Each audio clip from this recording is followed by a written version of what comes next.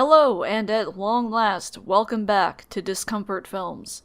I am so sorry for the lack of activity on this channel for the past year. I won't go into it because I don't want to waste time yapping and trauma dumping when y'all are here to just watch me talk about movies, but I really appreciate everyone who has ever supported this channel.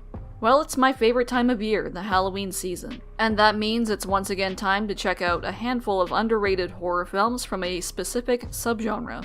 And this year, our theme is zombies. Although the concept of zombies originated in Haitian voodoo and other African folklore, which you can see in earlier zombie films like White Zombie and I Walked with a Zombie, the modern zombie movie as we know it today was pretty much established by George A. Romero with Night of the Living Dead. Zombies are a consistently popular movie monster, but they experienced a big surge in the 2000s and especially in the 2010s thanks to media like Resident Evil, 28 Days Later, and The Walking Dead. With some exceptions, the zombies aren't usually characters themselves, and the meat of the story is usually how the survivors are dealing with the zombies, which can range from a few characters surviving an attack, to how society functions after an apocalyptic outbreak, to questioning what it even means to be human anymore. And I do think it's interesting that there seems to be a correlation between the popularity of zombie movie and the fear of societal upheaval, invasion, and disease outbreaks. I'm not gonna lie, I do think the genre is pretty played out, especially during that 2010s boom, but once in a while something comes along that proves there's still life in the dead. So for 2025, here are 5 underrated zombie films I think deserve more attention this Halloween. Sugar Hill. After her club owner boyfriend is murdered by a gang of criminals, photographer Sugar Hill is out for revenge. She goes to a local voodoo priestess and convinces her to summon Baron Samedi and his zombie hitmen to take out the bad guys one by one. This is a fun supernatural twist on your standard blaxploitation movie plot. The zombie designs are pretty cool. I like the cobwebs and the freaky eyes. It's neat to see a combination of the original voodoo zombies and the more classic corpse-like movie zombies in this. I do wish the kills here were more explicit, but the scenarios and the build-up to them is good. There's also some goofy stuff that I really enjoyed, like a reanimated chicken foot attacking a dude, like where else are you gonna see that?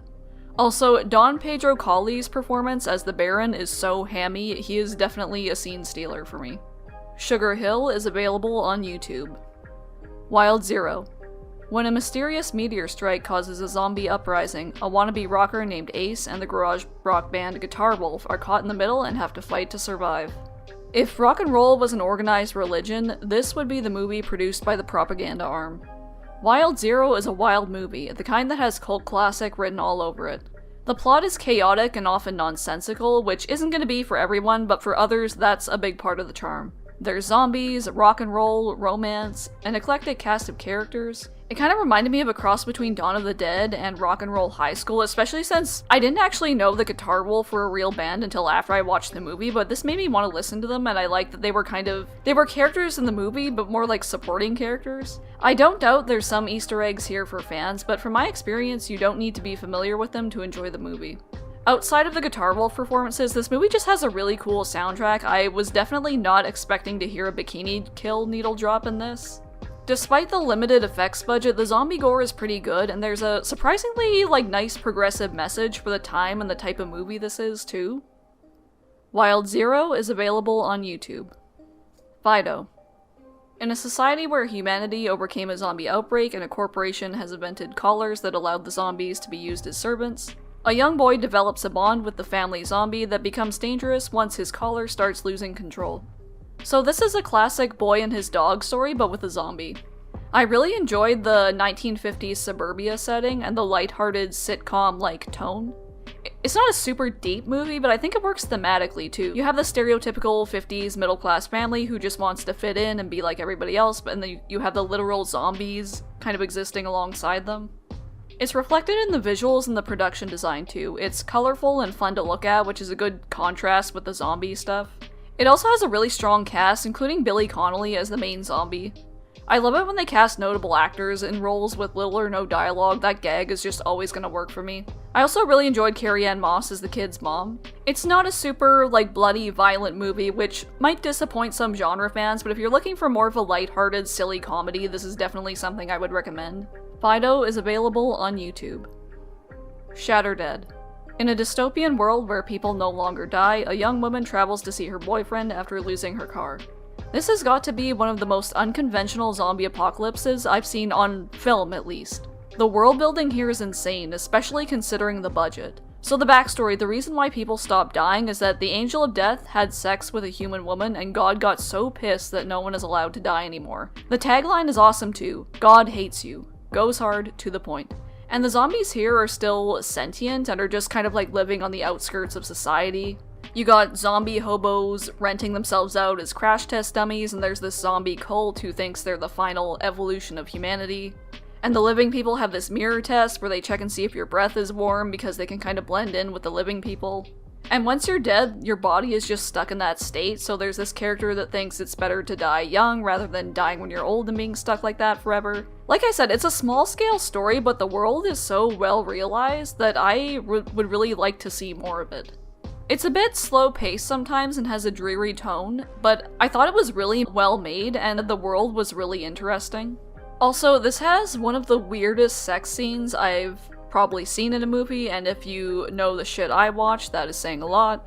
I ain't gonna spoil it though, you're gonna have to watch it for yourself. So if you're looking for something outside the box that does a lot with a little, please check this one out. I don't know where you can stream this movie, but there is a Blu-ray available through Saturn's Core Audio and Video. I got mine through Vinegar Syndrome. Blood Quantum. After a zombie outbreak, a First Nations reservation has to deal with the aftermath once it's discovered that indigenous people are immune to the virus, as the characters deal with tensions from both within and outside of the community. It's not reinventing the wheel when it comes to zombie stuff, but this movie has a great visual direction, lead performances, and a unique perspective that makes it worth watching. It does a good job tackling the very real issues faced by these communities, while also delivering the stuff you'd expect from a zombie movie, like the gore and the scares, without it feeling disjointed. Again, this social aspect feels very true to the spirit of Romero's original Dead trilogy. I thought the backstory of the main characters, the father who is the police chief I think, and the two brothers and the rift between them was really interesting, and this is generally just like a well-written movie. The way the characters communicate and the banter feels very real, and there's some good moments of like comic levity too. It's not like a super dour movie for the most part, even though the last act is a bit depressing, I will say. I also really love how they call the zombies Zeds. It's very Canadian. Blood Quantum is available to stream on Shatter or through digital rental. So those were my picks for some underrated zombie flicks for the spooky season. It's hard to believe that this is now my 4th Halloween video. I love this tradition and really look forward to it every year because it lets me recommend films that I already love that I don't think enough people have seen, but also it gets me to go out of my way to watch things that I might not have otherwise and finding some hidden gems.